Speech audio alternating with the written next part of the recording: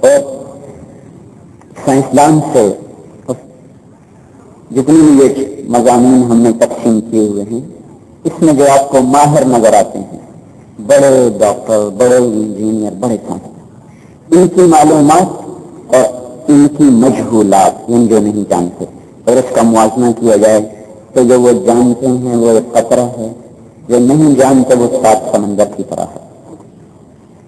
تب قرآن پاک سے ایک بات ثابت ہوتی ہے کہ انسان اپنے علم میں کامل نہیں ہو سکتا۔ ہمیں تو قرآن کی آیت کافی ہے، وَمَا أُوتِيتُم مِّنَ الْعِلْمِ إِلَّا قَلِيلًا، لیکن اگر ہم اس کو عقلی طور پر بھی سوچیں تو یہ بالکل ایسی بات ہے جہاں سر جھکانا پڑتا ہے۔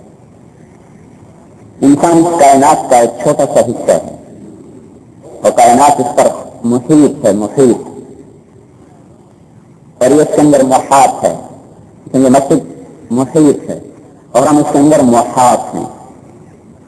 یہ ایک اور مثال سمجھیں، جیسے ماں کے پیٹ میں بچہ، تو بچہ محاط اور ماں محیط۔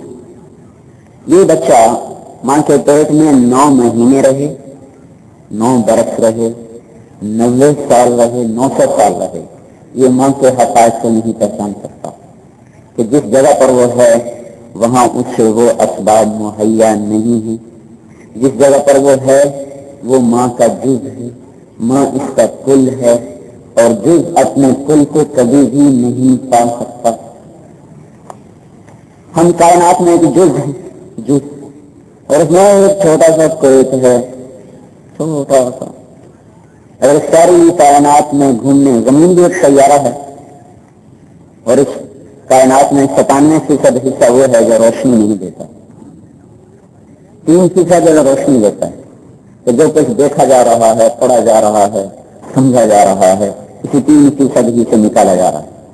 97% بلیک ہول ہے، 3% میں روشنی ہے۔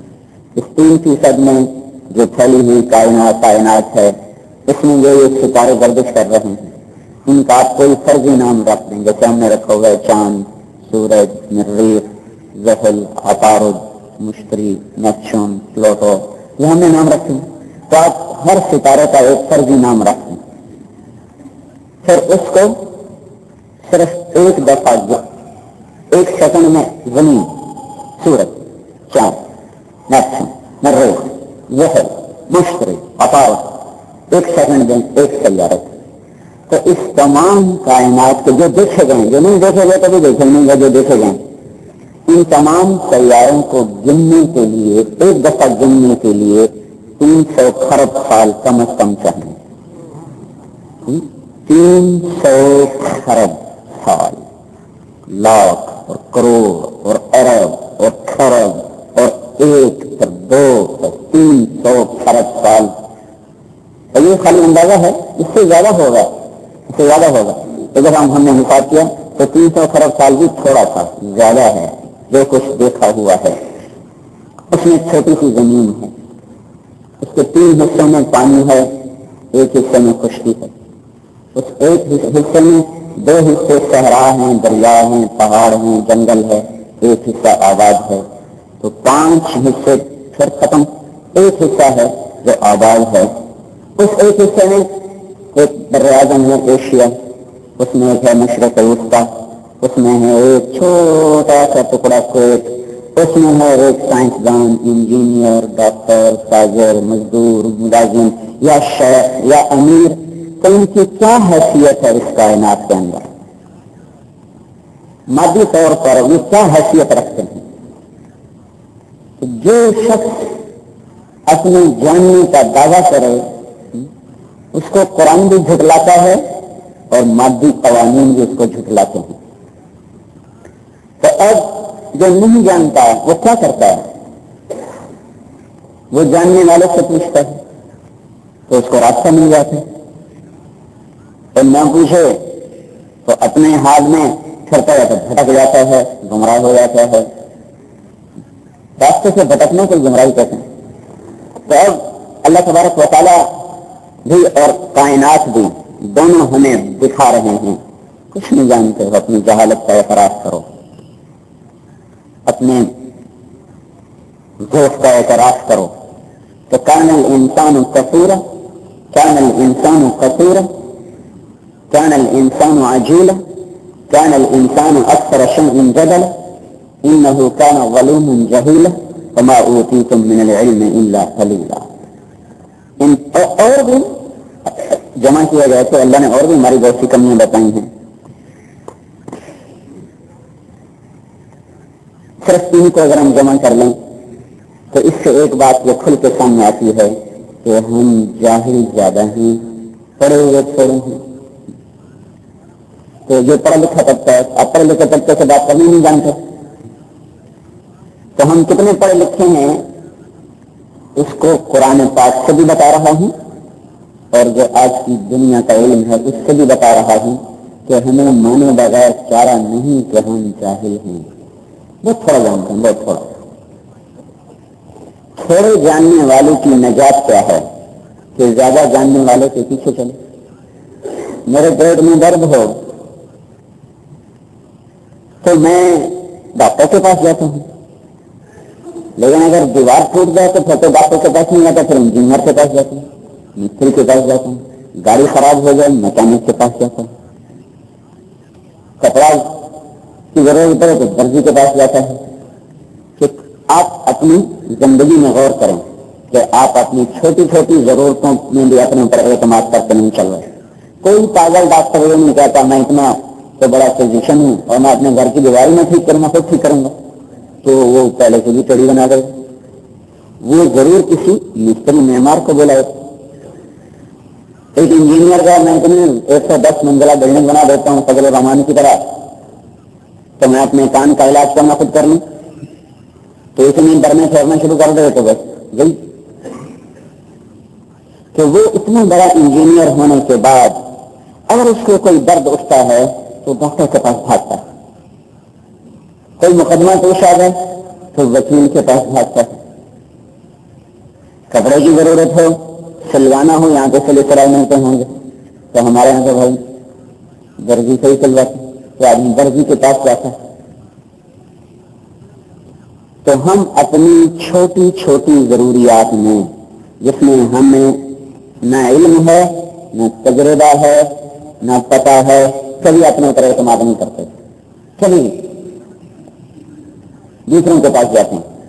تو ان کا ہے بلایا ہوا ہے 7 سمندر پار کے لوگوں کو کہ نکال کے دو، ہم خود کیوں نہیں نکالتے کہ اتنا اس کا علم نہیں ہے اور ان سے نکلوا رہے ہیں۔ تو میرے بھائیو، جو بات میں کہنا چاہتا ہوں وہ یہ کہنا چاہتا ہوں، ہم دیوار چڑی ہو جائے تو مستری بلاتے ہیں، گاڑی خراب ہو جائے تو میکینک بلاتے ہیں، جسم خراب ہو جائے تو ہسپتال ڈاکٹر کو بلاتے ہیں۔ اپنی ضروریات میں بھگتے اور کتنی بڑی ضرورت ہے کہ میں اللہ کی پکڑ سے بچ جاؤں اور جہنم کے عذاب سے بچ جاؤں اور اپنی آخرت محفوظ کر لوں اور اپنے اللہ کو راضی کر لوں۔ اور اس کا دار و مدار روپے پیسے پر نہیں، اس کا دار و مدار 24 گھنٹے زندگی کے اعمال و عادات و اطوار پر ہے۔ پیٹ درد ہوا تو خود فیصلہ نہیں کیا، ڈاکٹر کے پاس بھاگا اور پوری زندگی کا فیصلہ خود کیے بیٹھا ہے کہ مجھے یوں کرنا ہے، مجھے یوں کرنا ہے، مجھے یہ کرنا ہے، مجھے وہ کرنا ہے۔ اس میں اللہ سے تو پوچھ لیتے ہیں کہ اللہ تو کیا چاہتا ہے؟ وہ کروں گا تو چاہتا ہے، وہ تو میں کروں گا تو نہیں چاہتا۔ ہم ایک گولی کھانے میں بھی ڈاکٹر سے پوچھتے، ایک روٹی پکانی ہو تو یہاں تو پکی پکائی ملتی ہیں تو ہم بھی سے کہتے ہیں روٹی پکا سالن بنا دیں۔ تو میری پوری زندگی میں کیسے گزاروں، زندگی کیسے گزاروں؟ کیونکہ ہم دنیا میں پابند ہیں، آزاد نہیں، پابند ہیں۔ آپ دنیا کے قوانین میں دیکھتے ہیں کہ ایک طرف سے جاتے ہیں دوسری طرف سے آتے ہیں۔ آپ آزادی کو استعمال کریں کہ جدھر سے مرضی آنا شروع ہوں۔ یہ جو آتے جانے کے راستے الگ ہیں، تو ابھی صبح اتنا خوفناک ٹکر ہوئی مرکز کے قریب، تو اگر یہ پابندی نہ ہو تو روزانہ کتنے لوگ ٹکرائیں گے. کائنات بھی پابند ہے، انسان بھی پابند ہے، لیکن فرق یہ ہے کہ اللہ تعالیٰ نے کائنات کو جبرن پابند کر دیا ہے اور ہمیں اختیار دے دیا ہے. مرضی ہے تو میری پابندی میں آ جاؤ، مرضی ہے تو جانور بن جاؤ، کچھ نہیں کہوں گا، موت تک چھٹی دوں گا.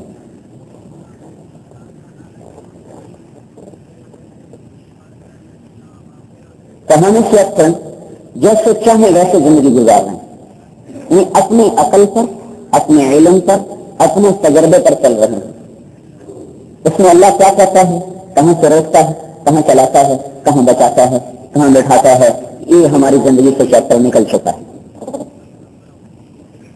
کیونکہ یہ انسان نظریاتی طور پر چلتا ہے، انسان جانور نہیں ہے کہ چل پڑے، انسان نظریات کا پابند ہو کے چلتا ہے. تو باطل نے ہمیں ایک نظریہ دیا 300 برس کی محنت کے بعد کہ تمہارا کام پیسوں سے چلتا ہے، تمہاری عزت مال و متاع میں ہے، اور یہ مزے کرنے کے ہیں تو ان سے ہاتھ پیچھے ہٹاتے ہیں. 300 برس محنت کر کے اس سطح پہ پہنچایا ہے جہاں آج ہم پہنچے ہوئے ہیں. صرف ایک کویت کی بات نہیں، ساری دنیا میں آگ لگی ہوئی. 1642 نیوٹن کی پیدائش کا سال ہے اور 1727 میں وہ مرا ہے. اس نے سب سے پہلے یہ دریافت کیا کہ یہ کائنات قانون کے تحت چل رہی، پوری طبیعیات یہ سب قانون کے تحت چل رہی. اور اس کے بعد 1809 میں ڈارون آیا ہے، 1883 میں اس کا انتقال ہوا ہے. اس نے دریافت کیا کہ حیاتیات میں بھی یہی قانون چل رہا ہے. تو اب دو نظریے ہم کو معلوم ہوئے، کائنات بھی